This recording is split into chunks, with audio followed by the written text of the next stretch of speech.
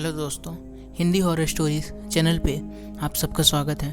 आज मैं आपको छलावा की सच्ची भूतिया घटना सुनाने जा रहा हूँ। तो इस कहानी का नाम है छलावा भूत की एक सच्ची दास्तां।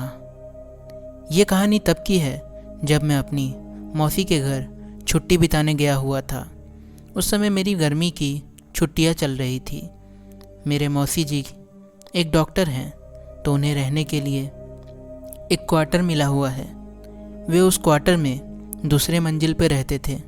उनके फ्लोर पर बालकनी थी, जिसके पीछे की ओर एक जंगल था।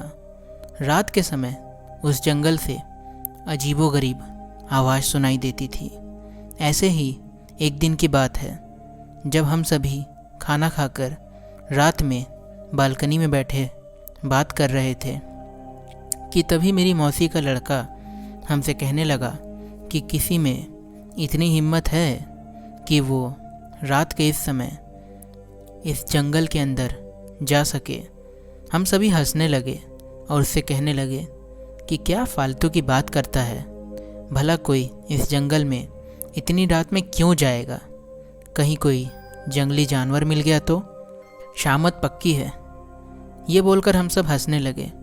वो बोला कि मैं मजाक नहीं कर रहा हूँ। मेरे स्कूल के दोस्त बताते हैं कि एक बार ऐसे ही एक लड़का उस जंगल में चला गया था, फिर उसका कभी कुछ पता नहीं चला। गांव के लोग बताते हैं कि उस लड़के को अपने पिता के जंगल में बुलाने की आवाज़ आई थी और वो उनकी आवाज़ के पीछे पीछे उस जंगल में चला गया और फिर कभी भी किसी ने उसे नहीं देखा। मैं हंसने लगा कि ये तो झूठी कहानी है। अगर वो लड़का लौटा ही नहीं तो लोगों को किसने बताया कि वो आवाज़ उसके पिता की थी।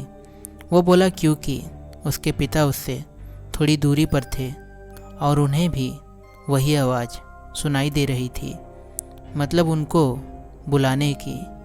उनकी ही आवाज़ में कोई उनके बेटे को अपनी ओर पुकार रहा था। जब वे दौड़कर वहाँ पहुँचे तो उन्होंने देखा कि वहाँ पर उनका बेटा नहीं था, इसलिए कोई भी उस जंगल की ओर नहीं जाता। मैं अपने मौसेरे भाई की यह कहानी सुनकर हंसने लगा कि वाह क्या बात है, जंगल का भूत जो लोगों को गायब कर देता है। फिर हम सभी उठकर टीवी देखने चले गए और थोड़ी देर बाद मैं उस बालकनी में जाकर थोड़ा फ्रेश होने, हवा खाने चला गया।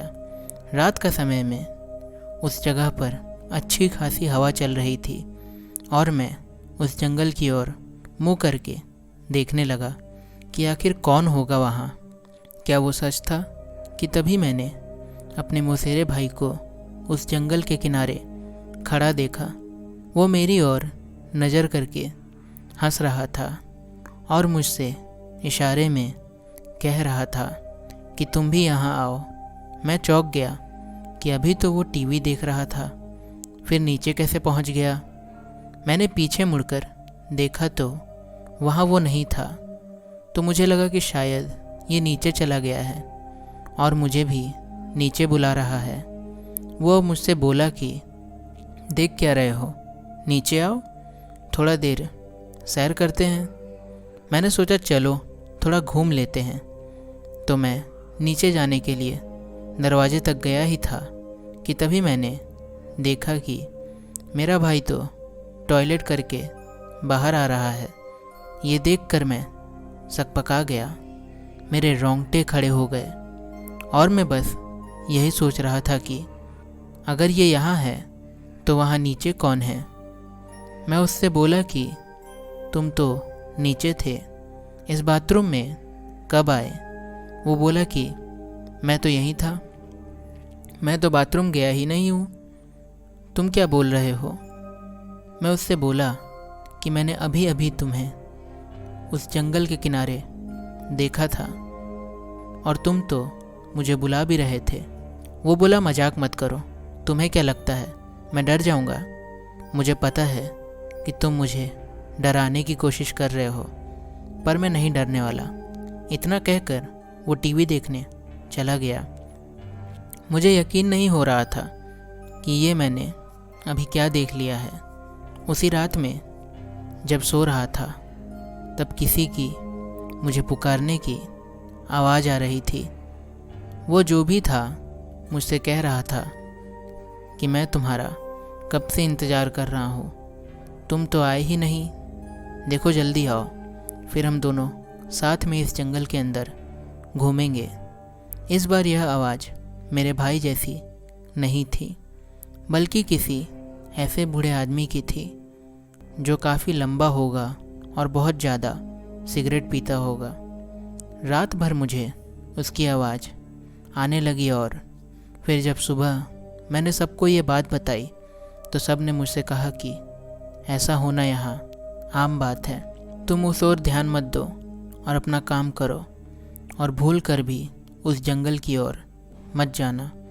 उसके कुछ दिन बाद भी मुझे उस जंगल की ओर से आवाज़ें आती रहीं, फिर वो आवाज़ें आना रुक गई।